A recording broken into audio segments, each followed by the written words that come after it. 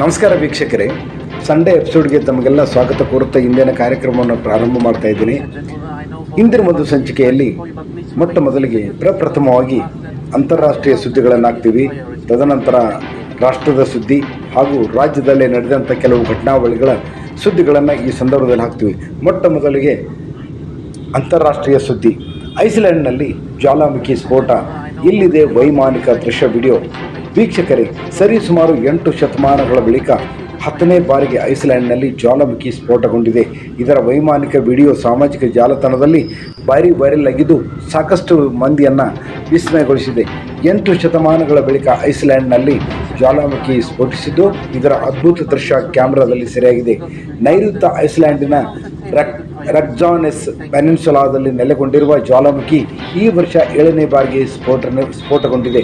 2021ರ ಬಳಿಕ ಇಲ್ಲಿ 10ನೇ ಬಾರಿಗೆ ಜ್ವಾಲಾಮುಖಿ ಸ್ಫೋಟವಾಗಿದೆ.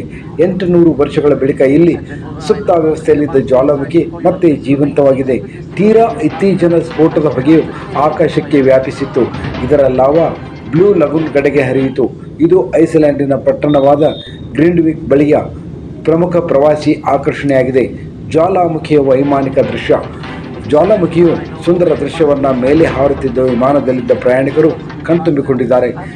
ವಿಸಿಟೆಡ್ ಪ್ರಯಾಣಿಕರು ಹಂಚಿಕೊಂಡ ವೈಮಾನಿಕ ದೃಶ್ಯದ ತುಣುಕು ಎಲ್ಲರ ಮನ ಸೆಳೆದಿದೆ. ಆ ಒಂದು ವೈಮಾನಿಕ ದೃಶ್ಯದ ವಿಡಿಯೋ ಇಲ್ಲಿದೆ ನೋಡಿ. ಕೈಲೇಗ್ ಎಂಬುವರು ಹಂಚಿಕೊಂಡ ಈ ವಿಡಿಯೋ 5 ಮಿಲಿಯನ್ಗಿಂತಲೂ ಹೆಚ್ಚು ಮಂದಿ ವೀಕ್ಷಿಸಿದರೆ ಇದನ್ನು ಎಂದಿಗೂ ಮರೆಯಲು ಸಾಧ್ಯವಿಲ್ಲ. ಕಳೆದ ರಾತ್ರಿ ಐಸ್ಲ್ಯಾಂಡ್ನಲ್ಲಿ ಜ್ವಾಲಾಮುಖಿ ಸ್ಫೋಟಗೊಂಡಿದೆ ಎಂದು ಅವರು ವಿಡಿಯೋದ ಜೊತೆಗೆ ಹೇಳಿಕೊಂಡಿದ್ದಾರೆ. ಸಂಪೂರ್ಣ ವರದಿ ಇಲ್ಲಿದೆ ನೋಡಿ ವೀಕ್ಷಕರೇ.